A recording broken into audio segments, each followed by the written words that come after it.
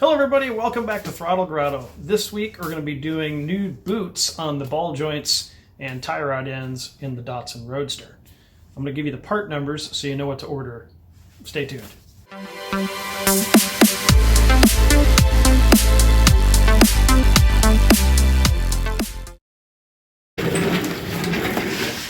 Alright everybody, so this week one of the things I have to do is replace some of the perished rubber boots that go over the suspension components on the front of the Datsun Roadster before I drive it, because they don't hold any grease in them whatsoever.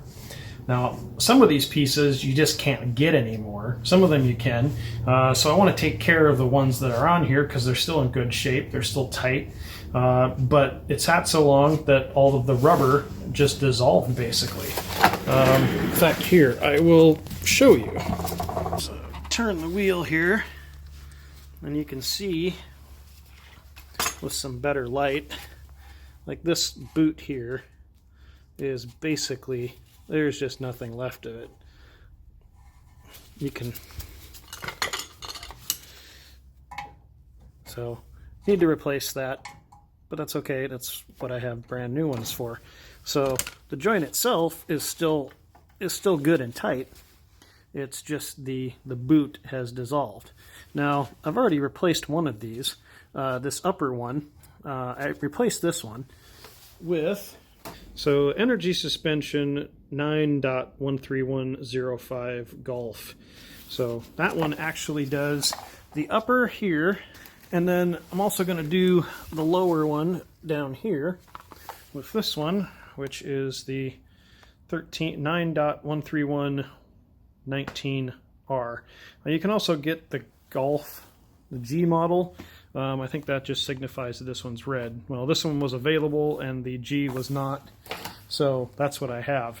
So you can thank 311S for that information, because that's where I got the information on what part numbers to order from. So I'm just going to go through real quick and replace these boots, and then I'll stop kind of halfway through and show you just how bad they were along the way.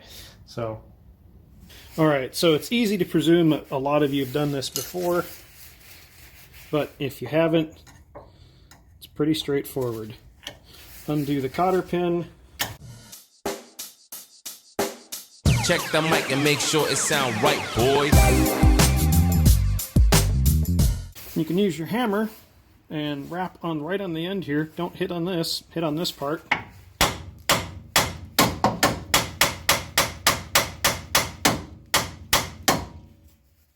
And it'll pop out.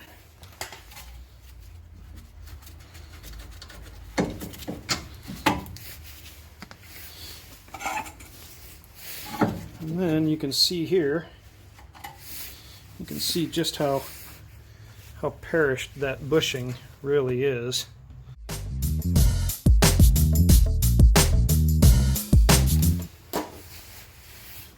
Grab your new boot.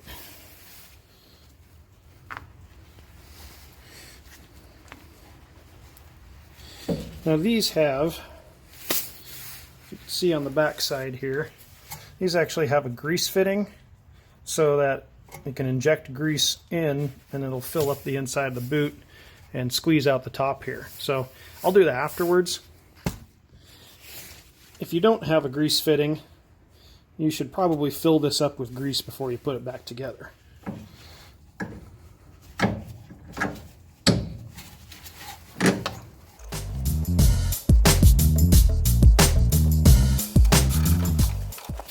And then you just have to make sure you line up.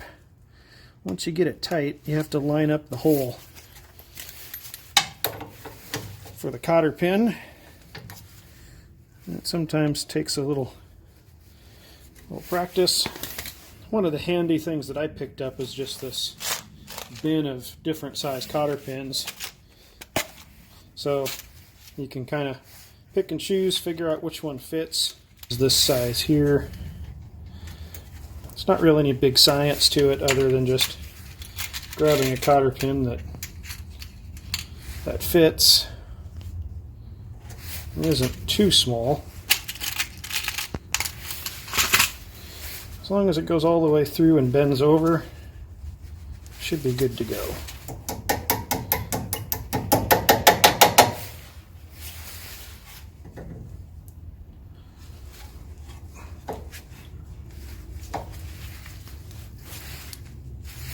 All right, so that's how easy it is to replace one of these boots. I'm going to go ahead and knock out the bottom one in super fast time, and then this job will be done.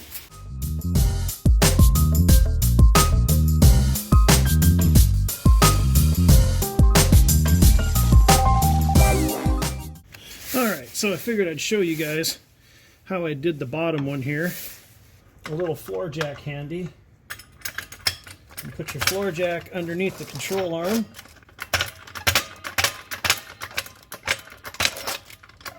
So you can control the control arm, no pun intended. And you want to bring it just to where it is just underneath the control arm.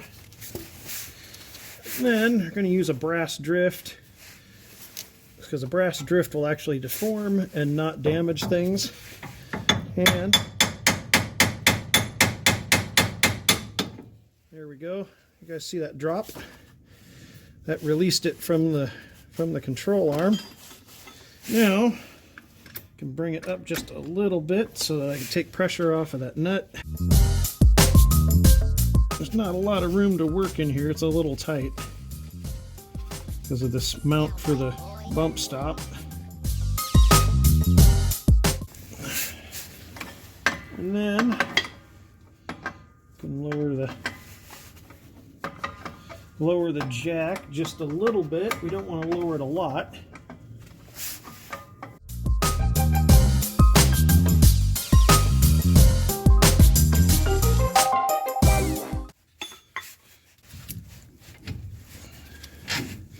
There we go. Now that it's supported, the spring is still controlled because it's using the floor jack to make sure that it doesn't push down any further on it than it needs to.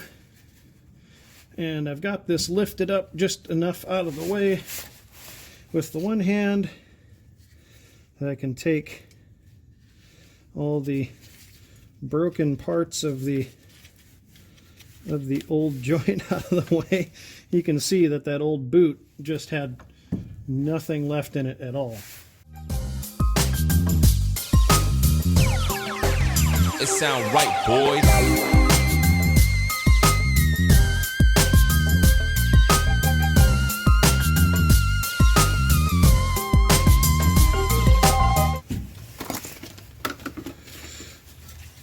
And our new boot goes on.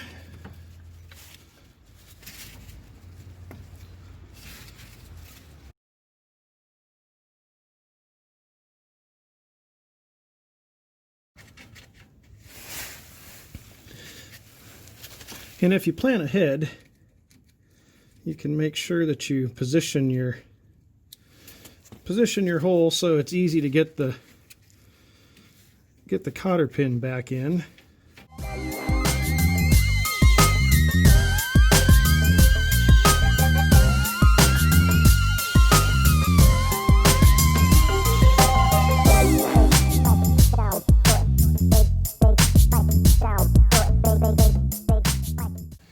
Alright, so that's all there is to replacing those dust boots on your ball joints and your tie rods.